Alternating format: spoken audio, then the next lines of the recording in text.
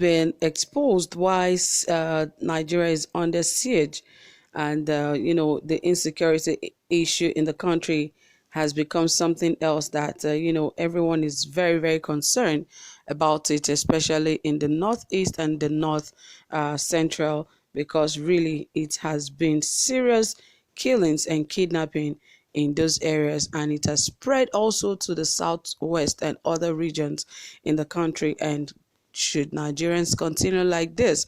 But well, thank God that there is an exposed to why Nigeria is really under siege and why these guys are busy terrorizing Nigerians. More details will come to you shortly, but please, if you have not subscribed, ensure you hit the subscribe button and also give this video a thumbs up, and don't forget to turn on the notification bell so you get updated anytime we drop a new video.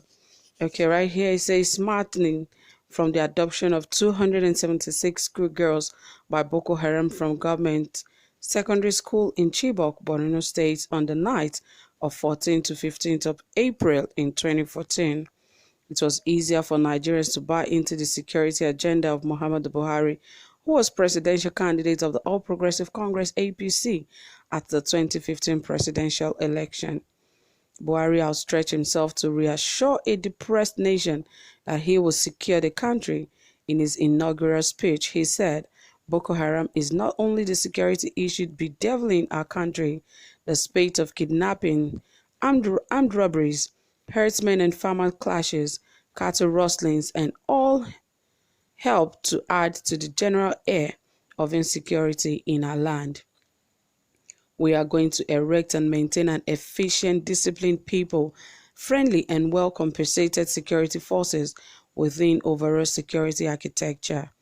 The APC campaign machinery had branded former President Goodluck Jonathan a clueless leader to underscore his inability to tackle the myriad of challenges confronting Nigeria, especially in security. After being in the saddle for 5 years, it is becoming crystal clear to the president and his team that managing the security architecture of a nation is not a tea party. Armed with his experience as the general officer commanding GOC in 1982, when he overran some made sane fundamentalists and chased them to Chad, Buhari was optimistic of easily tackling Nigeria's security problems. But the paradigm has changed. Tactics have become more sophisticated and criminals more high-tech than the military, the police and other security agencies. Capturing the mood of the country, the Sultan of Sokoto and President of the Nigerian Supreme Council of Islamic Affairs, Alhaji Muhammad Saad Abubakar III, said, "We have security problems in the country. Bandits now go into people's houses to kidnap and not on the highway anymore. In the last couple of days, they are going into institutions. In Zaria, they went to ABU and the Polytechnic and took away people," he said. The Sultan said that in the northwest, in particular, people can't sleep with their eyes closed, and lamented that even on Wednesday, a village was razed down in Sokoto, but people don't hear about such incidents. The insecurity in the north is so high that people are afraid of traveling from Funtua, Katsina State, to Zaria, Kaduna State, a journey of about 48 to 50 miles. This is not to talk of from Sokoto to Abuja or Kano, he said. The Buhari administration has had more than a fair share of security problems, with the frontiers now extended to farmers, herders, conflicts and banditry in states like Zamfara, Katsina, Sokoto, Nasarawa, Benue, Kaduna, Plateau, Ekiti, and others. No state is immune to security stress, but the magnitude differs from state to state. According to data compiled from the Armed Conflict Location and Event Data Project ACLED, a Washington, D.C.-based non-profit organization, there have been 47,000 deaths from all actors, Boko Haram, armed bandits, and criminals from 2015 up to 31st January 2020. But killings by the insurgents have assumed more dangerous proportion than any security threat. On February 19, 2018, at about 5:30 p.m., 110 schoolgirls aged 11 to 19 years old were kidnapped by Boko Haram insurgents from Government Girls Science and Technical College in Dapchi. Research by BBC Monitoring claimed that at least 967 people were killed by Boko Haram attack in 2017, while 910 deaths were recorded in previous years, 2016. In its 2019 report, Amnesty International reported that Boko Haram carried out 31 attacks and resulted in at least 378 civilian deaths. The group also killed at least 16 abducted civilians.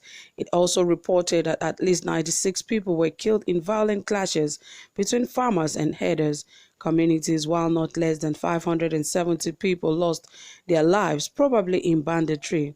In 5 states in the northwest Nigeria during the same period, kidnapping has also become the norm, with the nation recording a leap from a skeletal rate in 2003 to a jumbo level, an act which is funded by European Union stated Niger Delta states, notably Delta, Edo, Abia, have long been the epicenter of kidnapping in the country. In the past 3 years, Kaduna has also become a hotspot, according to a Nigerian-based security company, Bulwark Intelligence, based on incidents reported in the local media from January 2018 to September 2018. States that recorded the highest numbers of incidents include Kaduna, Rivers, Akwa Ibom, Zamfara, and Katsina. According to the United Nations Office on Drugs and Crime, using data from law enforcement agencies of member states, 277 kidnappings were reported in Nigeria in 2007, 309 in 2008, 703 in 2009, 738 in 2010, 600 in 2012, 574 in 2013. No data provided for 2011. In 2015, the Nigeria Police Force reported 886 kidnappings. About 630 people were reportedly abducted between May 2016 and May 2017. The report by Quartz Africa said Nigeria has one of the world's highest rates of kidnap for ransom cases. Other countries high up on the list include Venezuela, Mexico, Yemen, Syria, Philippines, Iraq, Afghanistan, and Somalia. Also, a recent investigation indicates that 1,570 people were abducted in 11 months.